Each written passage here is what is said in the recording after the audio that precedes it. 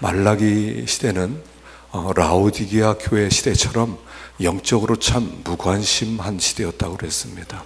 그들이 그냥 지옥 가지 않을 만큼 예수 믿자, 지옥 가지 않을 만큼 하나님 섬기자, 그래서 적당하게 차지도 않고 더럽지도 않는, 그들이 어떤 변화를 추구하는 그런 교회가 아니었다는 것입니다. 그런데 그것은 우리 시대와 별 다름없이 거의 같은, 우리가 어떻게 생각하면 이 말라기 시대처럼 라오디게아 시대처럼 미지근한 시대입니다. 물이 차가워지면 얼음이 되고 물이 뜨거워지면 수증기가 됩니다. 차갑든지 뜨겁든지 하라는 것은 네가 변화해야 된다는 겁니다.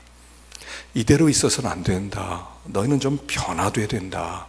내가 너희를 내 백성으로 불렀다. 내가 너희를 내 자녀로 불렀다. 그래서 너희와 나는 뗄래야 뗄 수 없는 관계다. 그래서 너희들이 내 이름을 위해서 너희들이 좀 변해야 된다. 그 일을 위해서 내가 이 땅에 왔고, 내가 너희를 위하여 죽었고, 너희를 위하여 부활했다. 그런데 전혀 관심이 없어요. 이대로 좋습니다. 그냥 이대로 살다 천국 가게 해주십시오. 그렇게 변화를 구하지 아니하는 시대가 바로 이런 시대였다는 것입니다. 그래서 영적인 무관심은 하나님에 대한 무관심으로 연결되었고, 하나님을 알고자 하는 열망이 없었고, 하나님에 대한 무관심은 예배에 대한 무관심으로 연결되어졌다는 것입니다. 그래서 하나님 앞에 참된 예배를 드려야 되겠다는 그런 결단이 없었습니다. 그리고 도리어 이들은 예배 힘들어 죽겠어. 고문이야 고문.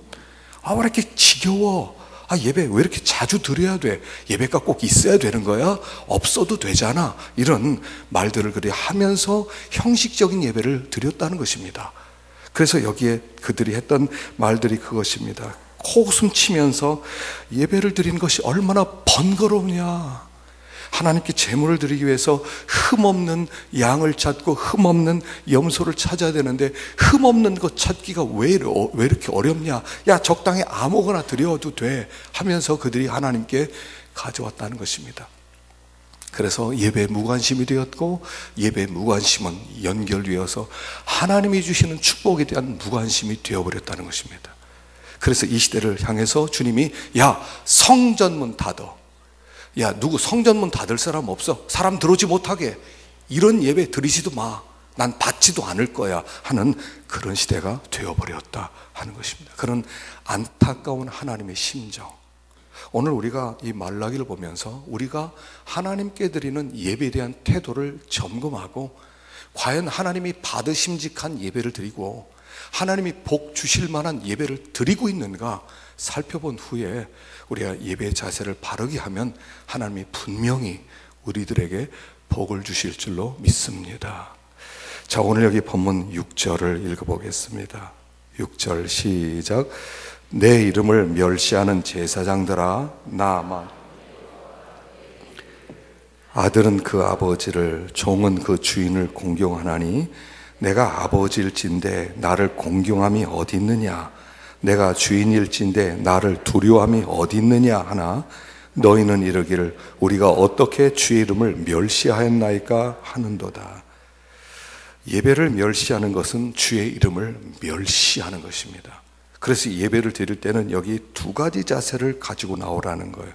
하나는 아들이 아버지를 공경하듯이, 또 한 가지는 종이 주인을 두려워하듯이 두 가지 마음으로 하나님 앞에 나와라. 아들은 아버지를 공경합니다. 정상적인 가정에서는 물어보면 존경한 사람이 누구냐? 그럼 우리 아버지요. 이런 사람들이 생각보다 꽤 많더라고요. 가정교육이 잘 된 것입니다. 여자들은 누구를 존경하십니까? 그러면 우리 어머니요. 말하는 사람들이 많이 있어요.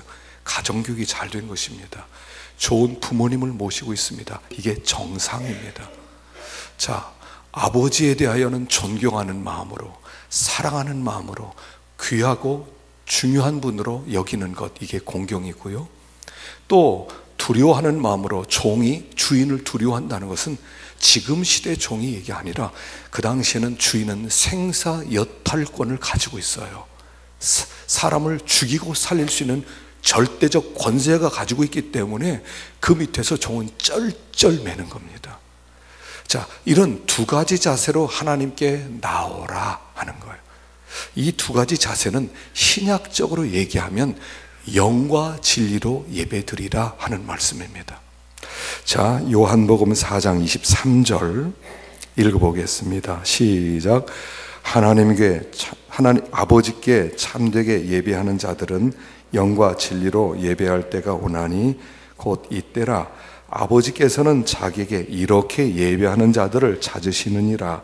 하나님은 영이시니 예배하는 자가 영과 진리로 예배할지니라.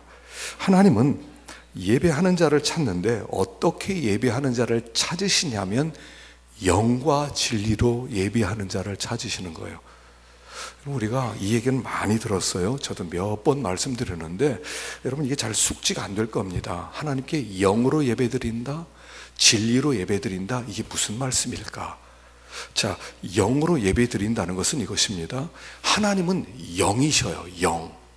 하나님은 영이시기 때문에 육이 아니셔요. 하나님의 본질 자체는 눈에 보이는 분이 아니에요. 하나님 눈에 안 보이는 분이셔요.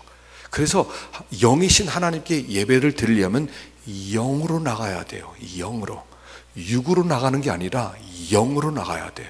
그래서 우리 속에 가장 깊숙한 곳에 있는 그 영으로 하나님께 나가는데 그 영이 하나님의 성령으로 감동받은 영이 되어서 하나님께 나와라, 이런 뜻이에요. 그러니까 우리가 예배를 드릴 때 영으로 예배 드립니다, 그럴 때는 그냥 영으로 드립니다 이런 게 아니라 성령의 감동을 받아야 돼요. 여러분, 예수를 믿으면 성령이 우리에게 찾아오시고 우리를 감동시키셔요. 성령은 은사만 주는 분이 아니에요. 성령은 여러 가지 다양한 은사도 주시지만 제일 중요한 것은 무슨 분이냐면 그분 우리의 영을 감동시키는 분이셔요.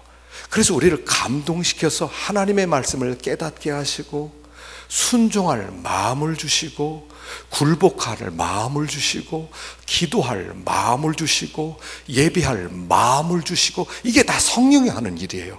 아, 오늘 예배 드리고 싶다, 아, 교회 가고 싶다, 그것은 뭐냐면 성령이 감동시켜서 주신 마음이에요. 그래서 우리가 하나님 앞에 성령의 감동함을 받아서 하나님 앞에 나와서 예배 드리는 거예요. 그러니까 그 심령 깊숙한 곳에서 아, 하나님 예배를 드리고 싶습니다, 하나님 영광 돌리고 싶습니다, 하나님의 찬송 드리고 싶습니다 하고 싶은 그 마음의 가장 깊숙한 곳에 있는 마음의 활동이 영으로 예배를 드린다는 뜻이에요. 그래서 우리가 엿새 동안에 힘써 내 모든 일을 하고 일에 되는 날은 하나님의 안식일인지 갈 때 엿새 동안에 모든 일을 하라, 그런 것은 우리가 이렇게 오해하면 안 됩니다. 아, 그냥 일주일 동안 열심히 일하고 주일날은 쉬어라. 물론 첫 번째는 그런 의미가 있어요. 그러나 더 중요한 의미는 이거예요. 엿새 동안 네가 마음을 잘 다스려야 된다, 마음을 잘 준비해야 된다. 그래서 마음 가운데 성령의 감동이 식지 않도록, 성령의 감동이 끊어지지 않도록, 소멸되지 않도록 그 성령의 충만함을 받는 상태에서 하나님 앞에 나와라 하는 거예요. 그래서 우리가 일주일 동안 무엇을 해야 되냐면 이것부터 시작하는 거예요. 하나님, 난 예배를 드릴지 압니다. 예배는 나의 삶의 클라이막스입니다. 나는 하나님 앞에 나가야 되는데 내 마음을 내가 막 강팍하고 교만하고 아주 내 마음에 아주 성령의 감동이 소멸되면 막 딱딱하고 억지로 나오고 가고 싶지도 않고, 그건 뭐냐면 악령의 역사거든요. 성령의 역사는 하나님 앞에 나오고 싶은 것이고요, 악령의 역사는 나오고 싶지 않은 거예요. 그래서 나오고 싶지 않은데 가자 그러면요, 아이들 너무 싫어합니다. 나중에요, 아이들을 대학교 오면 그때부터 하나님 떠나는 거예요. 왜냐하면 억지로 가자 했기 때문에. 평소에 아이들에게 성령의 감동이 있도록 말씀도 읽어주고 기도도 해주고 가정예배도 드리고 이러면서 아이들 가운데 감동이 있을 때 예배 드리러 가자 그러면 이게 나오는 거예요. 일주일 동안 마음대로 살라고 해놓고 그리고 주일날 교회 가자, 용돈 줄게, 안 통해요. 우리가 성령의 감동을 받는다는 것은 일주일 동안 마음을 잘 관리해야 돼요. 하나님 앞에 막 달려 나오고 싶은 마음, 하나님 앞에 나가고 싶은 막 열망, 그렇게 나와라. 이게 영으로 해요. 이게 영으로 해요. 또 한 가지 여기 진리로라고 하는 것은 뭐냐면, 진리라는 것은 하나님이 기뻐하시는 방법대로 예배를 드리라 이거예요. 하나님이 좋아하시는 것, 하나님이 기뻐하시는 것. 그래서 하나님이 어떠한 분인 줄 알고 하나님이 여러 가지 모양으로 우리에게 말씀을 해주셨어요. 그 하나님에게 맞춰서 예배를 드려야 돼요. 예를 들어서 만일 나한테 누가 예배를 드린다고 하면, 나를 기쁘게 하려면 어떤 음악으로 차정해 줬겠습니까? 저는 클래식한 음악을 참 좋아하고, 특별히 한국 가곡을 저는 너무 좋아해요. 웬만한 한국 가곡은 전 다 외우고 있습니다. 어디 갈 때 되면 꼭 USB 들고 다니면서 한국 가곡을 들어요. 어떤 때는 찬송가보다 더 좋아요. 그런데 너무 제가 좋아하거든요. 그러니까 나를 기쁘게 하려면 그런 클래식이라든가 가곡을 불러주면 나를 너무 기쁘게 해주는 거예요. 근데 나를 기쁘게 한다고 하면서 나는 부를 수 있는 게 그렇게 트로트밖에 없습니다. 제가 어머나를 불러드리겠습니다. 이러면은 제가 별로 좋아하겠습니까? 가사도 잘 모르고 저는 별로 관심이 없는데, 하나님이 이거예요. 하나님께 예배를 드리려면 하나님이 어떠한 분이신지를 알고 그분이 지시하는 그 방법대로 예배를 드리라는 거예요. 이게 진리로라는 뜻이에요. 그러니까 내 식대로 나를 기쁘게 하는 예배가 아니라 그를 기쁘게 하는 예배, 그가 원하는 예배, 그가 받으심직한 예배를 드려라 하는 거예요. 그래서 그런 방법이 아니면 하나님은 안 받으신다는 거예요. 안 받으신다. 아론의 두 아들 나답과 아비후가 있었습니다. 나답과 아비후가 하나님이 명하지 않은 다른 불을 가져와서, 성전에서 나오는 불을 가지고 제사를 드려야 되는데 자기네 불을 다른 데로 더 좋아하는 방법으로 불을 갖고 왔을 때 하나님이 그 자리에서 그들을 죽여버리셔요. 여러분, 예배를 잘못 드리면 죽여버리시는 거예요.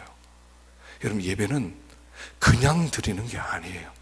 왜냐하면 하나님이 기뻐하지 않은 방법대로 예배를 드렸기 때문에 하나님이 그 자리에서 죽이시는 거예요. 그리고 나서 아론에게는 너의 아들 두 아들 죽었는데 슬퍼하지도 마라 그러세요. 바른 예배를 드리지 않았기 때문에 슬퍼하지 말라. 우리가 하나님 앞에 영과 진리로 참된 제사를 드린 적이 얼마나 됩니까? 예전에 마틴 로이드 존스 목사님, 제가 책을 읽으면서 그분이 이런 고백을 한 적이 있어요. 아마 말년에 거의 되지 않았을까 생각하는데, 내가 내 삶을 돌이켜볼 때 하나님께 참된 예배를 드린 것이 5 손가락도 안 되는 것 같다, 그런 글을 썼어요. 깜짝 놀랐어요. 마틴 로이드 존스 목사님은 지금 아주 이 보수 계열에서는, 특별히 이 강해 설교나 그분이 청교도적 삶에서는 아주 탁월하신 분이셔요. 그런데 내가 하나님께 받으심직한 진정한 예배를 5번도 드리지 못한 것 같다 라고 쓰셨다니까요. 얼마나 놀랐습니까? 여러분, 어떠십니까? 내가 하나님께 드리는 예배를 하나님이 받으신다, 받으심직한 예배를 내가 드렸다, 얼마나 됩니까? 하나님이 우리 가운데 임재하시고 찾아오시고 성령으로 충만해지고 심령 가운데 마음의 기쁨이 넘치고 하나님의 임재 속에서 살게 되는 그런 참된 예배를 얼마나 드리냐는 거예요. 이 사람들처럼 예배 무관심하고 적당히 습관적으로 되는 대로 바쁘면 관두고 그런 예배 아니에요. 여기에 하나님께서 아들이 아버지를 공경함같이 종이 주인을 두려움같이 예배를 드려라 라고 얘기합니다. 8절을 보십시다. 8절 시작. 만군의 여호와가 이르노라, 너희가 눈먼 희생 제물을 바치는 것이 어찌 악하지 아니하며 저는 것 병든 것을 드리는 것이 어찌 악하지 아니하냐. 이제 그것을 너희 총독에게 드려보라. 너희 받아주게. 은혜를 구하면서 우리를 불쌍히 여기소서 하여 보라. 너희가 이같이 행하였으니 내가 너희 중 하나인들 받겠느냐. 만군의 여호와가 이르노라, 너희가 내 제단 위에 헛되이 불살하지 못하게 하기 위하여 너희 중에 성전 문을 닫을 자가 있었으면 좋겠도다. 내가 너희를 기뻐하지 아니하며 너희가 손으로 드리는 것을 받지도 아니하리라. 여기에 계속 말씀하는 게 뭐냐면 이겁니다. 여기 8절에도 그가 너를 기뻐하게 했으며 너를 받아주겠느냐? 9절에도 뒷부분에 내가 너희 중 하나인들을 받겠느냐? 10절에도 너희가 손으로 드리는 것을 받지도 아니하리라, 받지 아니하리라는 말씀이 계속 반복돼요. 13절까지 4번 반복돼요. 예배란 이겁니다. 받아주시는 거예요. 예배는 뭐냐면 나는 드렸어요 그리고 끝나는 게 아니에요. 하나님이 받아주셔야 예배가 완성되는 거예요. 우리는 여기까지 생각합니다. 나 여기 나왔어요, 오늘 예배 드렸어요로 우리는 의무를 다했다고 생각합니다. 근데 하나님은 어떻게 하셔요? 난 안 받았다라고 하시는 거예요. 하나님 저를 좀 불쌍히 여겨주십시오, 이 예배를 받아주십시오 했는데 하나님은 안 받았다라고 얘기하시는 거예요. 자, 하나님이 예배를 안 받으시면 어떻게 됩니까? 그건 하나님 책임이고 난 예배 드렸어요 그런 겁니까? 아니에요. 예배는 뭐예요? 하나님이 본질적으로 예배를 만드신 것은 뭐냐면 죄인이 거룩하신 하나님 앞에 감히 나아갈 수 없어요. 그래서 사람은 멸망을 당할 수밖에 없는데 하나님이 예수 그리스도의 피, 또 희생제물의 피, 제물의 피로 말미암아 너희를 받아주겠다, 너희를 용서하겠다, 너희를 긍휼히 여기겠다, 그리고 너에게 복을 주겠다. 이게 받아주심이에요. 받아주심이라는 것은 뭐냐면 내가 너에게 은혜를 베풀겠다 이런 뜻이고, 안 받았다 그럴 때는 난 너에게 은혜를 안 베풀겠다 이런 뜻이에요. 나는 너희를 용서하지 않았다 이런 뜻이에요. 제사장이 1년에 한 번씩 성소에 들어갑니다. 그리고 지성소에 한번 들어가죠. 지성소에 들어가는데 그 지성소에서 하나님께 이렇게 제사를 드리다가 방울소리가 나지 않아요. 그러면 죽은 거예요. 그러면 노끈으로 그를 끌어냅니다. 그리고 이스라엘 백성이 금식을 하는 거예요. 하나님 왜 우리의 제사를 받지 않으십니까? 뭐가 문제입니까? 그리고 그들이 또 금식하면서 정결하게 하면서 깨끗하게 하면서 또 며칠을 준비합니다. 제사장을 새로 뽑아서 제사장을 새로 안수하고 그리고 그 제사장이 대표로 또 들어갑니다. 그래서 그 제사장이 들어가 있는 동안 백성들이 위해서 기다리는 겁니다. 그리고 제사장이 나오면 백성들이 와, 하나님이 우리 제사를 받으셨다, 하나님이 우리 예배를 받으셨다, 우리를 용서하셨다, 우리에게 복을 주신다. 그리고 그들이 기뻐하는 축제가 되는 거예요. 이게 예배 완성이에요. 나 예배 드렸어요 하나님, 오늘 나왔어요, 나 분명히 받죠, 나 하나님께 예배 드렸어요. 그게 끝이 아니라 하나님이 받으셨느냐 받지 않느냐에 따라서 복이 있느냐 없느냐가 나뉘어진다는 거예요.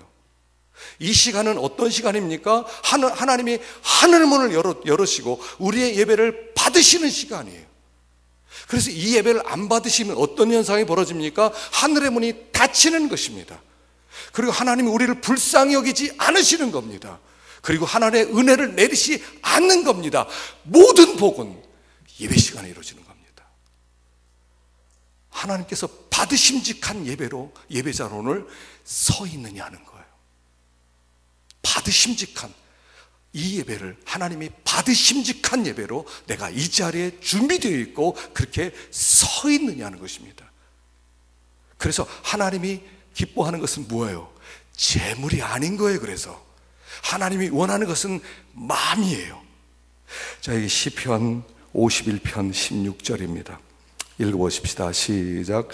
주께서는 제사를 기뻐하지 아니하시나니 그렇지 아니하면 내가 들었을 것이다. 주는 번제를 기뻐하지 아니하시나이다. 하나님께서 구하시는 제사는 상한 심령이라. 하나님이여 상하고 통회하는 마음을 주께서 멸시하지 아니하시리다. 하나님이 원하는 제사는 상한 심령이라. 하나님이여 상하고 통회하는 마음을 주께서 멸시하지 아니하시리라. 한마디로요, 하나님 앞에 나오는 참된 예배자의 마음은 상한 영혼이랍니다. 하나님, 나는 죄인입니다. 우리 팔복을 배웠어요. 심령이 가난한 자, 애통한 자, 온유한 자, 의에 줄이고 목마른 자. 이게 뭐예요? 이게 예배자의 마음이에요. 하나님, 저는 가난합니다. 내놓을 것이 아무도 없습니다. 저는 빈털털입니다. 하나님의 영광 앞에 나는 아무것도 아닌 자입니다. 나는 영적 파산한 자와 같습니다. 내 속에는 죄밖에 없습니다. 난 끊임없이 죄를 만들어내는데 어떻게 하면 좋을지 모르겠습니다. 그리고 온유한 마음으로 하나님께 가장 낮은 자리에 엎드리고, 그리고 의에 줄이고 목마른 마음으로 하나님 말씀하십시오. 이제는 내가 그 말씀을 꼭 순종해 드리겠습니다. 그 말씀을 꼭 따라가겠습니다. 그 갈망으로 주님 앞에 나오는 것이 예배자의 마음이에요.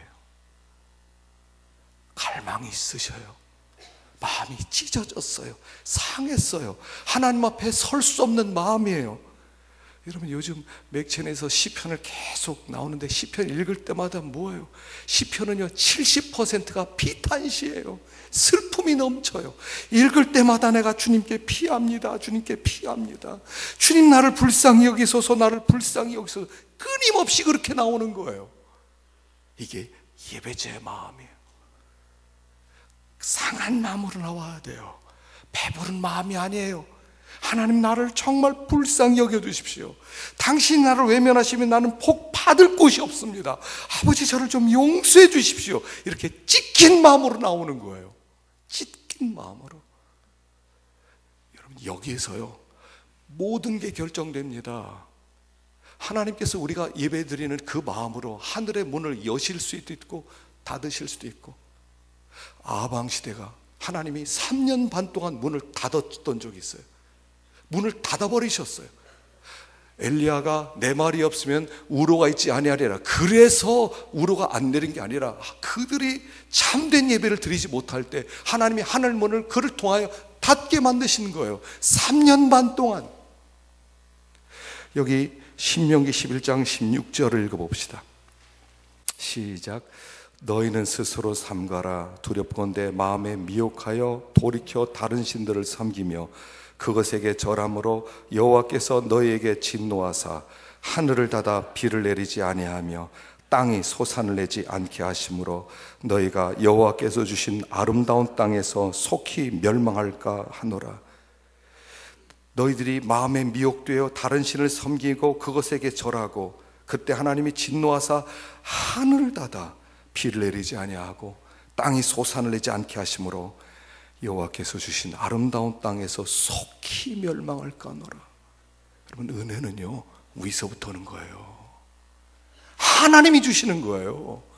각양 좋은 은사와 온전한 선물이 다 위로부터 빛들의 아버지께로서 내려오나니 우리에게 필요한 모든 좋은 것들은 위로부터 오는 거예요. 아래서부터 오는 게 아니에요. 옆에서 오는 게 아니에요. 어떤 사람이 주는 게 아니에요. 하나님이 주시는 거예요. 이 예배 시간에 모든 게 결정되는 거예요. 하나님이 하늘을 열어주셔야 돼요. 뭐가 막히셨어요? 어떤 문제가 생기셨어요? 하늘이 열려져야 되는 거예요. 사업도 하늘이 열려져야 돼요. 직장도 모든 좋은 것은 하늘이 열려야 되는 거예요. 예배 시간이 결정되는 거예요. 그래서 예배 시간은요 하나님 우리에게 복으로 주신 시간이지 고문이 아니에요. 빨리 예배 좀 맞춰라, 설교 좀 빨리 끝내라, 빨리 들어가서 나 바쁘다, 그거 할 때가 아니라는 거예요. 진짜로 중요한 것은 뭐예요? 하나님이 예배를 받아주심이에요. 나를 받아주심. 그리고 받아주면요 다 돼요. 다 돼요. 예전에 이석수 집사님이 참 예수 교회 나와서 신앙생활 다시 시작할 때 7년 동안 디스크를 앓았대요. 그래서 너무 아파서 아무것도 못했대요. 허리 붙잡고 다니고 가게 문도 내리지도 못할 만큼 아팠대요. 그런데 와서 내가 목사님 말씀 드려야 되겠다. 저 예배를 드렸다. 그리고 나서 눈동자도 안 움직이고 말씀을 들었대요. 곧바로 디스크가 나버렸어요. 자기 어떻게 나은지 모르겠대요. 7년 동안 앓던 디스크가. 여러분, 이런 일들이 예배 시간에 일어나는 거예요. 모든 복은 예배를 통해서 이루어지는 거예요. 모든 복은. 그래서 예배드린 자세를 보면 복받기 틀렸다, 난 드렸다 그랬는데 하나님 안 받았다 하시는 거예요. 나 문 안 열어줘 하시는 거예요. 하나님께 나아갈 수 있다는 것이 얼마나 큰 복이에요. 예수 믿는 사람의 최고의 복은 예배입니다. 이보다 더 큰 복이 없어요. 더 좋은 복이 없는 거예요. 고문이라고 여기지 마세요. 억지로 할 수 없이 그냥 끌려 나와서 여기 앉아있지 마셔요. 하나님이 받아주시기만 하면 하나님이 하늘의 문을 열어주시는데 놀란 복을 주시는 거예요. 남들이 알지 못하는 몇십 년 동안 막혀있었던 문이 열려지는 거예요. 참된 예배를 드리게 될 때 여기 받겠느냐? 하나님이 나 안 받았어. 자, 뒤에 11절을 읽어보십시다. 11절을 읽어보십시다. 11절 시작. 만군의 여호와 이르노라. 해 뜨는 곳에서부터 해 지는 곳까지의 이방 민족 중에서 내 이름이 크게 될 것이라. 각 처에서 내 이름을 위하여 분향하며 깨끗한 예물을 드리니 이는 내 이름이 이방 민족 중에서 크게 될 것임이라. 여기에 사실 오늘 본문에서 이름이라는 단어가 계속 나오고요, 오늘 본문에도 내 이름, 내 이름, 내 이름 3번 반복돼요. 예배란 무엇이냐면 그의 이름이 크게 되는 거예요. 그의 이름을 높여드리고 그가 참된 주제자요 다스리는 왕이신 것을 인정하고 그리고 그 앞에 경배하는 거예요. 신앙생활은 뭐냐면 하나님께 예배자가 되는 겁니다. 예배자가 되는 거예요. 자, 계시록 4장을 한번 읽어보십시다. 계시록 4장 2절에서 4절까지 시작.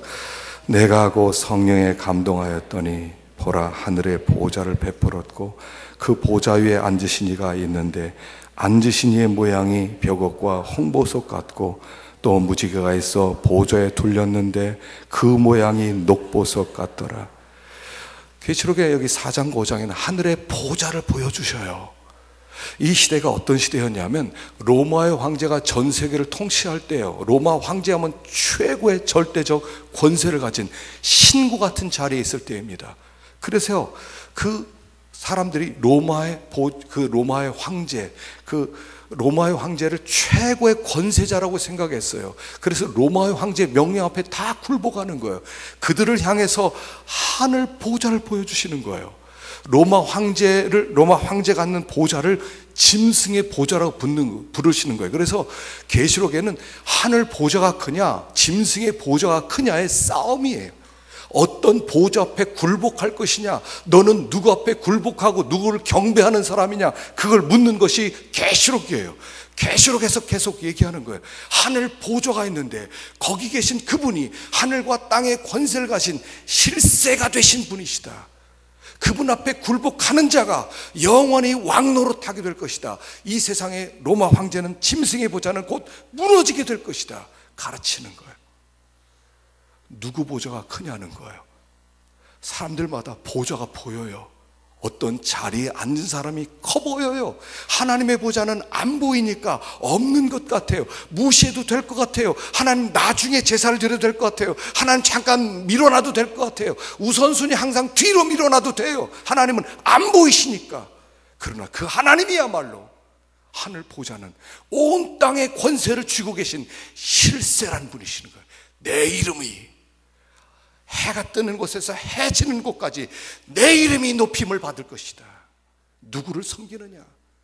신앙은요, 예배에 달리는 거예요. 믿음의 깊이는 예배 깊이에 달려있는 거예요. 누구에게 제사를 드리느냐? 그래서 여기에 제가 볼 때 루시란 여자가요, 참 복을 받았는데 이 여자의 마음이 참된 예배자의 마음이에요. 읽어보십시다. 1장 16절 시작. 루시 이르되 내게 어머니를 떠나며 어머니를 따르지 말.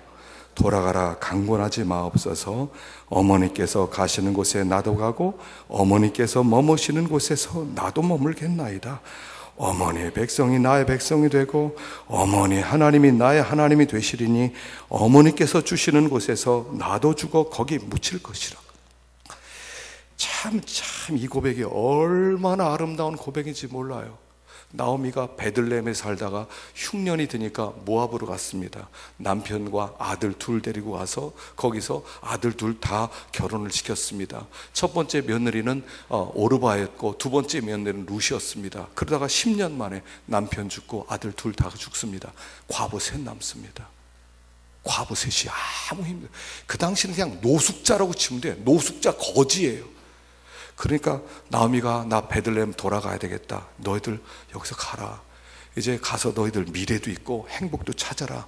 이제 나는 돌아간다. 처음엔 오르바도 가겠습니다 하다가 생각해 보니까 어머니 따라가봤자 나올 게 아무것도 없어요. 그래서 오르바는 모압에 남습니다. 근데 룻이 이렇게 고백하는 거예요. 어머니, 나 가라고 하지 마세요. 어머니 가는 곳에 나도 갑니다. 어머니 머무는 곳에 나도 머뭅니다. 어머니 백성이 내 백성입니다. 어머니 하나님이 내 하나님입니다. 내가 죽는 일 위해 어머니를 떠나면 하나님이 내게 벌을 내리십니다. 왜 이런 고백을 했어요? 왜 이런 고백을 했어요? 어머니를 따라간다고 해서 미래가 있어요? 거기 뭐 땅이 있습니까? 거기 무슨 누가 남자기 아무것도 없어요. 민족도 달라요. 어머니를 따라가는 거예요. 왜냐하면 어머니를 통해서 하나님을 만났어요. 어머니가 섬기는 그 하나님 나도 섬겨야 되겠다. 내가 저 어머니 떠나면 내가 저주받을 것 같다. 내 인생에 어머니를 만나는 것은 난 최고의 복이다. 어머니를 결코 놓지 않겠다. 그리고 어머니를 따라가는 거예요. 이 나오미가 보여준 하나님은 어떤 하나님이셔요? 룻기 1장 20절을 보십시다. 그 밑에 시작. 나오미가 그들에게 이르되 나를 나오미라 부르지 말고 나를 마라라 부르라. 이는 전능자가 나를 심히 괴롭게 하셨음이니라.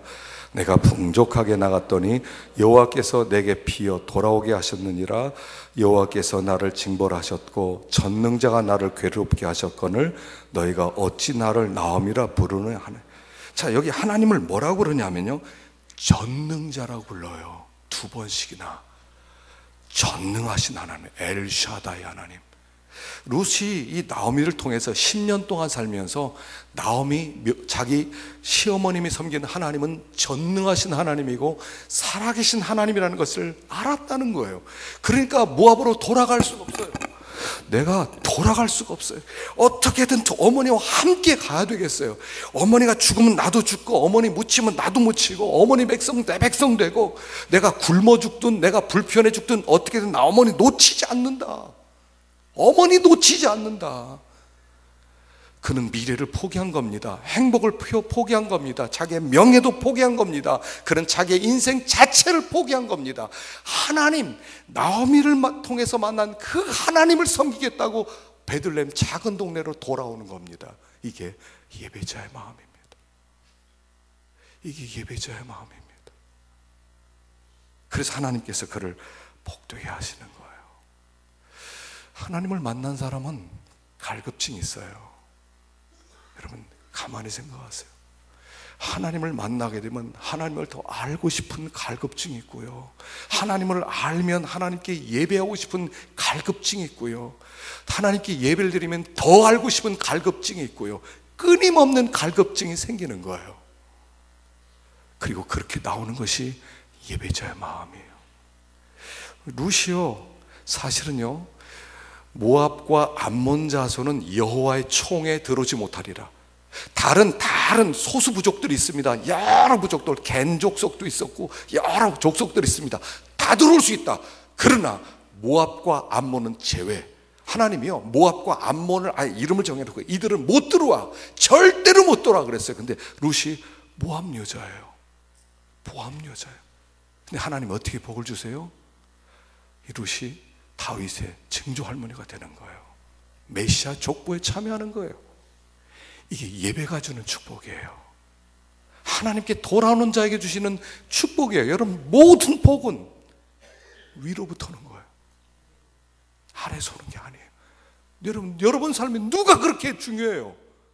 누가 그렇게 중요하길래 하나님께 드리는 그 예배를 소홀히 하게 여기게 만드는 그 중요한 사람이 누구냐는 거예요. 그가 우리의 생애를 책임져 주는 거예요. 그가 나에게 복을 주는 거예요. 하나님 외에, 온 땅 위에 하늘 위에 하나님 외에 크신 분이 누구예요? 나를 복되게 할 수 있는 분이 누구예요? 우리의 최고의 복은 하나님이셔요.